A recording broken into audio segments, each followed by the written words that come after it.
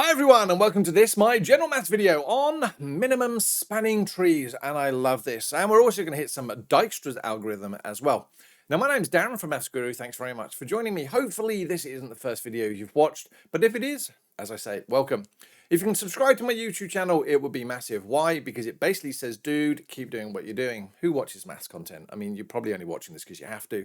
But every time I get a subscriber, I'm like, well, okay, someone's actually watched one of the videos. So it just sort of sends a signal to say, dude, we're out there watching, keep going. Now behind me are my learning objectives. What are we going to do? Know what a tree is, know what a minimum spanning tree is, and know how to use Prim's algorithm and Kruskal's algorithm to find the minimum spanning tree. And there's a dot here because it's a little bit of an extension to sort of have a look at how to use something called Dijkstra's algorithm. Good luck with spelling that one for my subtitle auto creator thing. Right, let's get going, shall we? Now, we've covered lots and lots of ground there. This is like, I don't know, what is it, 8H for the current Cambridge textbook. And thank you, Cambridge, for letting me use your resources. It rocks my world. It really does, blows my mind. All right, so we've covered a lot of work in terms of, you know, paths and networks and all that type of stuff. This is sort of the last thing. All of it is really, really useful for year 12. So let's have a look at what a tree is. And I really couldn't help myself. Yep, that is the picture of a tree. Pretty, isn't it? Love it. I didn't draw it. I wish I could. Can't draw for toffee. I can draw a tree. Anyway, move on. It's tree, but it's not actually useful. A tree, where graphs is concerned, is a connected graph that contains no cycles, multiple edges, or loops. And you're going to try to say, what? So no cycles, no multiple edges, or in fact loops. I've got a slide coming up in a moment that explains that. Now, a tree can be part of a larger graph, okay?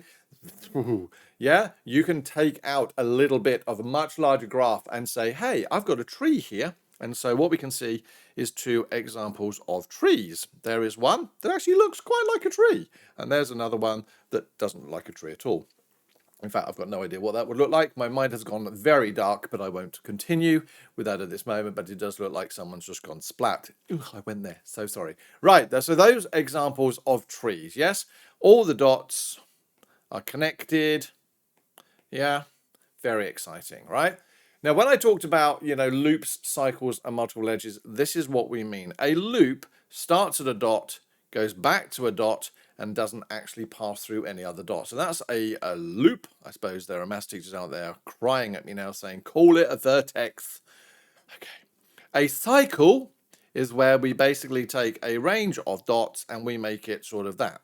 Yeah? It's like a, I don't know, a lap of something, you know, where you start and you finish at the same place. Multiple edges are, well, there's two dots. It would appear that there's two ways of me going from that dot to that dot. That is a multiple edge. If at any point you see something that has a loop, a cycle, or a multiple edges in it, it is therefore no longer a tree. So you can't turn around and say it's a tree, but that does look like a man running on a pogo stick with, I have no idea, a shopping cart. Random what goes through my head sometimes. Now, there is a rule connecting the edges and the vertices, or the number of edges and the number of vertices. If we look here and do some counting, we've got 1, 2, 3, 4, 5, 6, 7, 8 dots. So there are 8 vertices. How many edges are there? 1, 2, 3, 4, 5, 6, 7. 7 edges. This is all very exciting. How many dots are here? Way too many to count. 1, 2, 3. Oh, no. Try that one again. 1, 2, 3, 4, 5, 6, 7, 8, 9, 10, 11. So there are 11 vertices. How many edges are there? 1, 2, 3, 4, 5, 6, 7, 8, 9, and 10.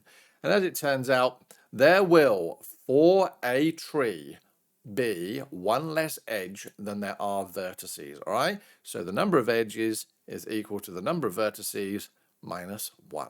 That might be useful to write somewhere. Comes up in year 12 all the time. Now, a spanning tree is one that connects all of the vertices in a connected graph, right? So examples, again, exactly the same things. All the edges are connecting all of the vertices. We don't have this poor vertex out here on its own, which is weirdly called a degenerate vertex, which I just think is horrible. Okay, so in which case, had that one there, it wouldn't be a spanning tree. Now, they're both spanning trees. Again, these are all terminology things you need to keep in your head. Now, if you were to be